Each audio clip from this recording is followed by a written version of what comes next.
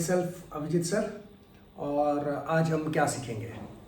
तो आज हम थोड़ी सी चैप्टर नंबर 1 का इलेक्ट्रोस्टैटिक क्लास 12, राइट, क्लास 12 की जो चैप्टर नंबर 1 है इलेक्ट्रोस्टैटिक, उसके बारे में थोड़ा सा हम इंट्रोडक्शन देंगे, ठीक है।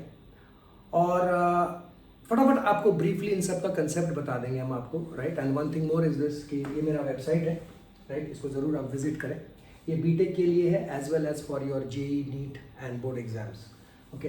यहाँ पे एक नोट वाली एक मिलेगी आपको, and if you go to that note part, right, note is later you open that, right. अगर आप यहाँ पे जाते हैं तो यहाँ पे मेरी सारी नोट्स आपको मिल जाती है, right. So if you go there and open it, right, you will find the notes of your electrostatic and capacitance over there, right. It's free, you can download it from here, right. एक detailed notes है ये, chapter number 1 और chapter number 2 दोनों इसमें है, right, 1 and 2 both. So this is my 1 and this is my 2, and then you have notes for current, right, that is a later part of it. लेकिन अभी फिलहाल मेरे पास ये मैंने अपलोड किया है, इसको ज़रा आप ज़रूर देखें इसको, right. So you will get the notes from there and get it download from there, and apart from this let us see कि हम एक्चुअली इसके अंदर में पढ़ते क्या है. So what is our interest in this case? Okay, so let us see that.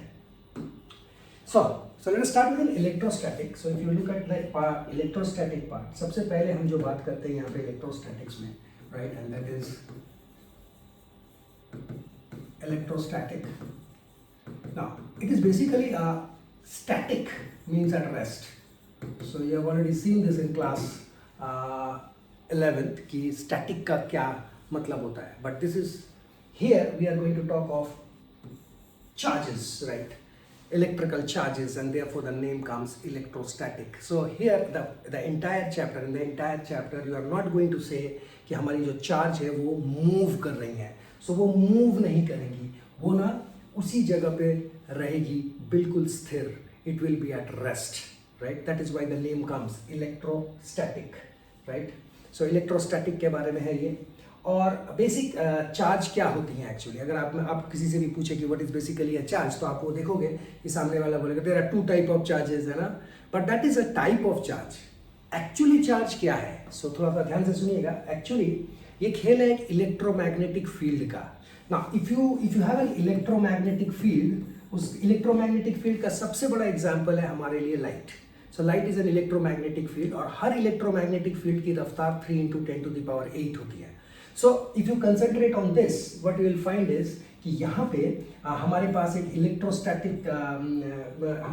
Electromagnetic field है, और उसके अंदर में मैं अगर एक पार्टिकल रख दूँ, लेट अस से पार्टिकल P, और मैं देख रहा हूँ कि ये पार्टिकल जो है, ये पार्टिकल के साथ 2 चीज़ हो सकती है. या तो वो पार्टिकल उसी जगह पे स्थिर रहेगी, there will be no movement at all, या फिर ये भी हो सकती है कि वो पार्टिकल अपनी जगह से मूव कर जाए, डिस्प्लेस कर जाए. So it might move, right. So the big conclusion is कि इफ इट मूव्स, अगर वो अपने जगह से हट जाती हैं, दैट मीन्स जरूर उसमें फोर्स लगी है. और अगर फोर्स लगती है और वो अपने जगह से मूव कर जाती है, तुरंत समझ जाइएगा कि this particle has got a charge, right. So this is how we basically define in its simplest form actually charge होती क्या है. So when you put an electrical charge in an electromagnetic field, it tends to move, right. So the big conclusion is कि it is a charged body. If it doesn't, then in that case charge उसमें नहीं है. So this is very simple, right. ये बहुत आसान था समझना, लेकिन बहुत इंपॉर्टेंट बात तो ये है कि अगर मैं आपको चार्ज पूछता हूँ तो कभी भी ये नहीं सोचिएगा आप कि जो चार्ज है हमारी वो एक पॉजिटिव चार्ज और नेगेटिव चार्ज तक ही सीमित है, right. So it is a very versatile term actually, right. What is this charge? तो ये एक चार्ज प्रॉपर्टी का बेसिक कंसेप्ट है. It experiences a force when it placed in an electromagnetic field. Fine. Now once you know what is the charge, now my next step will be how they will behave, and the behavior of these 2 charges will be considered to be as the law of charges. So one is your type of charges, right. So एक चीज हो जाएगा type of charges, जो आपको पता है sir positive, और you will have a negative charge, right. So electron का लेना देना, right. This you know what is positive and negative charge. Okay, let us come to the point, and that is law of charges. So law of charges, एक को बोलते हैं हम like charges, और एक को बोलते हैं हम क्या ना unlike charges. So when you talk of a like charges, right, So when you talk about like charges, मतलब एक जैसी charge, similar charge, there will always be a repulsion. You may have positive positive or you may have negative negative. So in this fashion. लेकिन law of charge ये भी बोलता है कि if there is a opposite charge, dissimilar charge, unlike charge, then there will be a attraction between them, right? There will be an attraction. So if you have a positive and if you have a negative, there will be an attraction between them. But if you have similar, then there will be a repulsion in it. Okay? So ये एक important बात है. ना दूसरी बात ये है कि क्या मैं हमेशा अपनी चार्जेस को एक ऐसा पॉइंट के फॉर्म में लूंगा? This is the next thing. And the answer is yes, you may or you may not, right? And therefore charges बहुत तरीके से एग्जिस्ट करती हैं, लेकिन इसकी ओरिजिन क्या है? ओरिजिन है Q is equal to NE. So this is the origin, right? ये इक्वेशन आपको ये दर्शाती है कि देखिए, whenever you have a charge, it is not a lumped single piece, right? It is not a single piece, rather it is charge जो है वो हमारी कैसे बनती है? बहुत सारे छोटे छोटे छोटे छोटे पार्टिकल्स से, charged particles है, right? And they come together to give a certain amount of charge in it. They come together to give a certain amount of charge in it. और यही वो इक्वेशन है जो आपको बताती है हमारी जो टोटल चार्ज है in a body, and that is nothing but Q is equal to N. N is the number of छोटे छोटे पार्टिकल्स, और E क्या है? मैंने आपको बोला ही था sir, it's the exchange of electron that takes place whether the body is positive charge or whether the body is negative charge. So ये एक मेरी चार्ज की कंसेप्ट है, right? This is और हमने चार्ज में this property is also called quantized, right? They always exist in a quantized form. टुकड़े में exist करती हैं वो, okay? और इस चीज़ को आप कभी भी बना भी नहीं सकते हो और इसको आप बर्बाद भी नहीं कर सकते हो. That is what is called conservation of charges.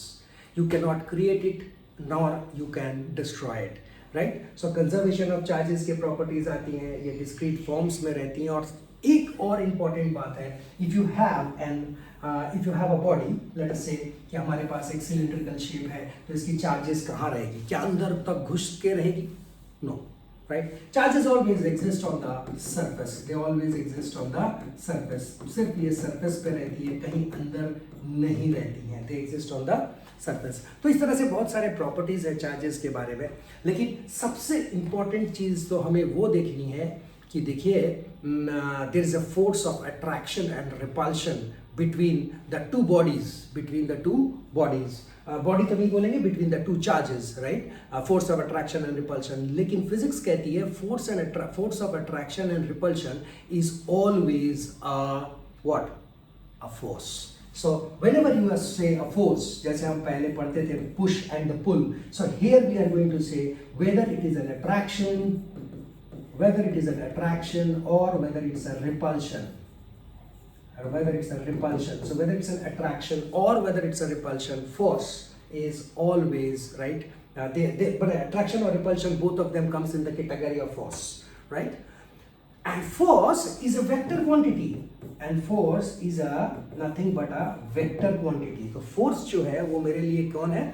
एक vector quantity है, right? तो इसका मतलब वेक्टर का मतलब याद है ना, right? So what do you mean by a vector? So you will have your force along with the direction with it, and that is what is AN cap, unit vector. Unit vector का property याद होगा आपको. It has got a magnitude which is 1. It only tells direction, right? It has got the magnitude 1 and it tells only direction. इसका काम ही होती है एक ही चीज बताना, दिशा बताओ. और magnitude वाला पार्ट ये खेल लेगा. This is F. Right? So F will tell you what is the magnitude, कितनी ताकत है, लेकिन वो ताकत किस डायरेक्शन में है, right? एक कील गाड़ने को यहाँ पे मैं बोलता हूँ तो I need power as well as direction. थोड़ा बहुत इधर उधर हो जाए तो कील अंदर नहीं जाएगी, है ना? तो वो क्या राइट लेफ्ट हो जाएगी, वॉल द प्लास्टर में come out of the wall. So this anything might happen. So what is required thing is कि हमको बहुत अच्छी तरह से क्या चीज़ चाहिए? हमको चाहिए कि एक बिल्कुल बैलेंस तरीके से फोर्स, जो एक बिल्कुल बैलेंस तरीके से डायरेक्शन के साथ हम उसमें अप्लाई करते हैं. सो this is what is required, right? So that will come under basically the concept of force with respect two charges. लेकिन ये बताएगा कौन? और इस चीज़ को बताने के लिए हमारे पास एक कूलम्स लॉ होती है. right? So for these basic definitions, you can refer to my notes, right? This is a lecture in which I'm going to say only give you the basic concepts, right? Not the basic one, the elaborate ones, right? So यहाँ पे देखते हैं हम, हमारे पास अगर एक positive charge है, point charge है, हमारे पास एक पॉइंट चार्ज है, राइट? और ये केबल पॉइंट चार्ज के लिए बात कर रहा हूँ मैं. चार्जेस में exist in any form, like for example you have got a line charge, you have got a surface charge, you have got a volume charge. लेकिन हम जो अभी बात कर रहे हैं वो केबल पॉइंट चार्ज के लिए बात कर रहे हैं. एक साइंटिस्ट है जिसका नाम है कूलम्स. नाउ दैट कूलम्स ने बहुत काम किया था इस चार्ज के ऊपर, और उन्होंने वही साइंटिस्ट है जिसने आपको बताया था कि देखिए the force of attraction and repulsion between two bodies, right, 2 point charges rather, okay, क्या होगा. So if you have a positive and positive, there will definitely be a repulsion. You can take a positive and negative also, but I am only concerned with the distance to between these two charges, and that to center to center. Center to center यहाँ पे ज़्यादा मायने नहीं रखता है because charge is already a point charge, okay? But still center to center, and this is my R. Let us take this as Q1 and let us take this as Q2. So this is the thing that happens, and therefore Coulombs ने आपको बताया था कि ये जो force है वो directly proportional है किसके, product of the charge and inversely proportional to the square of the charge. So product of the charge and inversely proportional to the square of the charge, and as a result this F is nothing but, you can introduce a K over here, and that is Q1 Q2 divided by R square. So Q1 Q2 divided by R square. So this is the concept of your force. But the story is not yet over.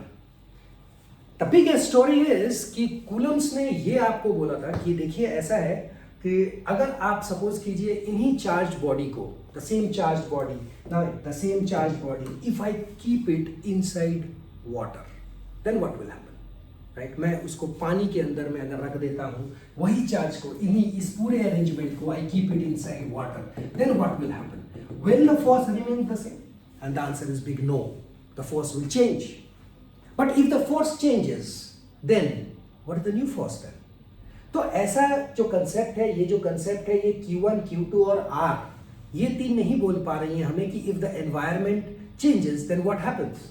So what will you do in that case, right? क्या करेंगे हम उस समय, right?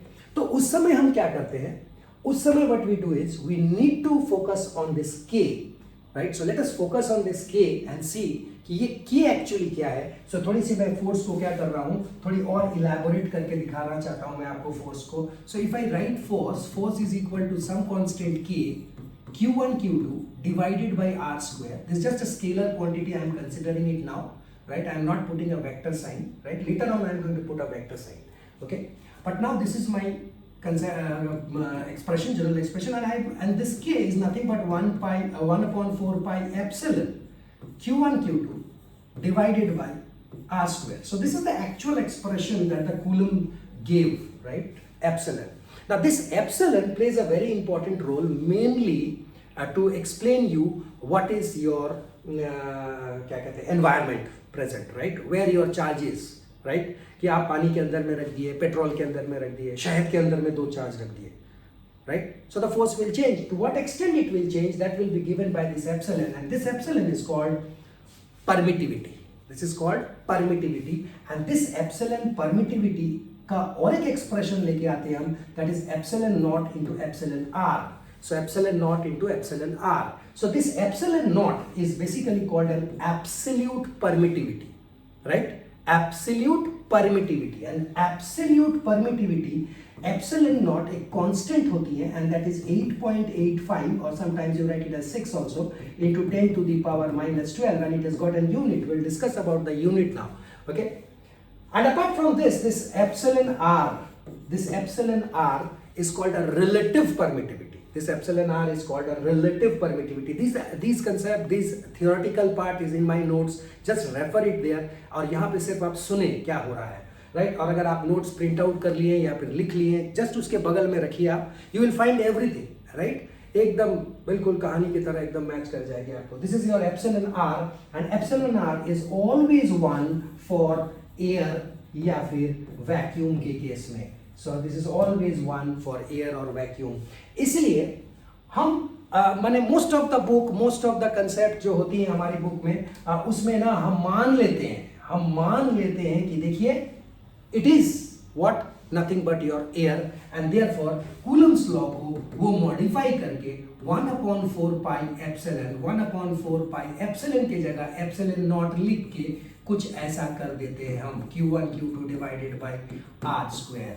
और interesting बात, ये जो बात है 1/4 पाई, याद रखिएगा this is only for epsilon not when you are considering air, because when once it is here, this becomes epsilon r is equal to 1 and epsilon naught becomes equal to epsilon naught। और ये मेरे लिए constant है, अभी आपको मैं बोला था this is the constant, unit निकालना बाकी है, अभी निकालेंगे, into Q1 Q2 divided by r square। Now just have a look, so this is the force that I have got right from here, and what I want to tell you is 1/4 pi epsilon is equal to 9 into 10 to the power 9, again the unit। So this is a constant, always you are going to put it as 9 into 10 to the power 9, right? 9 into 10 to the power 9, तो कोई दिक्कत नहीं होगी इसमें, right? लेकिन ये जो terms हैं ये सब आए कैसे, ना how it comes basically, right? So वो चीज़ जरा एक बार देखते हैं हम। उसमें जाने के पहले let us discuss first the units, okay?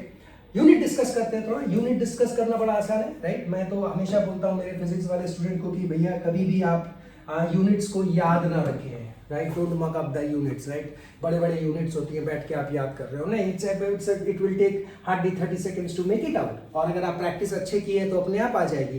Like for example I want to find the unit of K, तो मैं क्या करता हूँ, सिर्फ के का एक्सप्रेशन को निकालता हूँ, right? And that is K is equal to, hold on, K हम जो हमारा जो के है, सो के को क्या करेंगे हम, if I want to find K I will write it as f into r square divided by Q1 Q2, so this is my K, right? This is my K, ये मेरे लिए कौन हो जाता है, के हो जाता है, right? You can check this out, this is my के।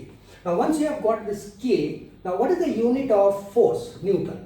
What is the unit of force, newton. What is the unit of R, so it is metre, distance is metre, लेकिन उसके ऊपर मैं एक मीटर स्क्वायर दूंगा because there are it has got r square, so that is why meter square comes। Charge का unit coulomb, and therefore I have got it as Newton meter square per coulomb square will be the unit for your K। So अगर मैं K 9 into 10 to the power 9 लिखता हूँ, like for example I have written it over here, so now I can comfortably put the unit over there, Newton meter square per coulomb square। अब आप खुद सोचिए क्या इतना बड़ा यूनिट याद रखना feasible है, और this is right better as you wish, right? It depends all upon you, okay? Now once you know K, right, once you know K, now the next thing is, if I know K, then K is equal to 1/4 pi epsilon। so फिर से मैं epsilon निकाल लूंगा 1/4 pi upon K। so when I talk of K, 4 pi is a dimensionless quantity, it will not have any unit, it's a constant, right? but this K will have an unit, और वो हमने अभी निकाला था, और ये बिल्कुल नीचे है, और अगर ये नीचे है तो मेरी यूनिट क्या हो जाएगी एप्सिलॉन की, यही वाली चीज होगी, लेकिन मैं सिर्फ डिनोमिनेटर में लिखूंगा तो एप्सिलॉन की यूनिट हो जाती है coulomb square newton metre square. और इस तरह से मैं यहाँ पे एप्सिलॉन नॉट का जो था बात, वहां पे मैं कूलम स्क्वायर पर न्यूटन मीटर स्क्वायर लिख दूंगा, और इस तरह से मेरे पास यूनिट्स आ जाएगी। So this is the basic concept of Coulomb's law and what the charge is, right? What the charge is. So ये हमारे लिए एक बहुत important introduction होगा। Refer to my notes, see everything will be there, right? लेकिन पहले ही अगर आप सुन लेते हो तो वो बड़ा आसान हो जाती है मेरे लिए, आपके लिए। And therefore, what I have got now is Coulomb's law, और जहाँ पे आपको force मालूम करनी होती है, और force हमारे पास मालूम अब हो चुकी है मालूम, okay? But the next issue is, हमने एक बहुत प्राइमरी बात नहीं किया, and that is force is a vector quantity, and if it is a vector quantity I will write it as 1/4 pi epsilon Q1 Q2 divided by r square. So ये आपको बोल देती है क्या, ये मेरी ताकत है, this is the force that is being applied, whether it's an क्या कहते हैं वो अट्रैक्शन, और whether it's a repulsion, this is applied. And apart from that you have to multiply this quantity, so you put an cap or you put ar cap, so this cap will be dedicatedly responsible for what, nothing but your what do you say this direction, right? direction के बारे में ये सब बताएंगी, but this is responsible for the magnitude part जो हम अब तक करते आए हैं, right? और अगर एक चीज हो सकती है कि अगर सपोज कीजिए बहुत सारे चार्जेस है, then what you will do, right? Suppose this is my Q1, this is my Q2, this is my Q3, this is my Q4, then what you will do? जितने भी चार्जेस लगे हुए हैं, आपसे बोलेगा कि यहाँ पे इसकी चार्ज, इसकी फोर्स बताओ, यहाँ पे क्या होगा, ये प्लस है, ये माइनस है, ये प्लस है, anything sir, this is minus, anything, arbitrarily कुछ भी डाल दिया, राइट? और आपको बोला कि यहाँ पे बताइए कि ऐसा कैसा फोर्स लगेगा, तो क्या करोगे? तुरंत जाके ना उसके ऊपर खड़े हो जाना जहां पे आपको बोला गया है या पूछा गया है, and take from there, right? और वहां से आप इसको लीजिए और लेके आप उसके ऊपर काम कीजिए, राइट? कैसे करें? Just have a look over here. Now let's consider this R1. Better if you take this as R2 because it is Q2, this is Q3, this is R3, this is R4. Now what will happen now? Now my resultant force will be nothing but F1 plus F2 plus F3. Now you might say sir यहाँ तो 1 है, तो एक काम करते हैं sir, इसको 2 कर देते हैं सर, 2 नंबर चार्ज के लिए है, ये 3 नंबर के लिए, ये 4 नंबर के लिए, and so on. Just you add these vectors, you will get your answer, right? Clear? So इस तरह से मेरे पास ये कंसेप्ट आ जाती है. This is what is called a superposition theorem. और थ्योरम तो ना थ्योरम का नाम है, but here we are using basically a superposition. Okay, so ये थोड़ी सी फोर्स के बारे में बात थी. नेक्स्ट सेशन में हम बिल्कुल ऐसे ही इलेक्ट्रिक फील्ड के बारे में बात करेंगे. Thank you very much.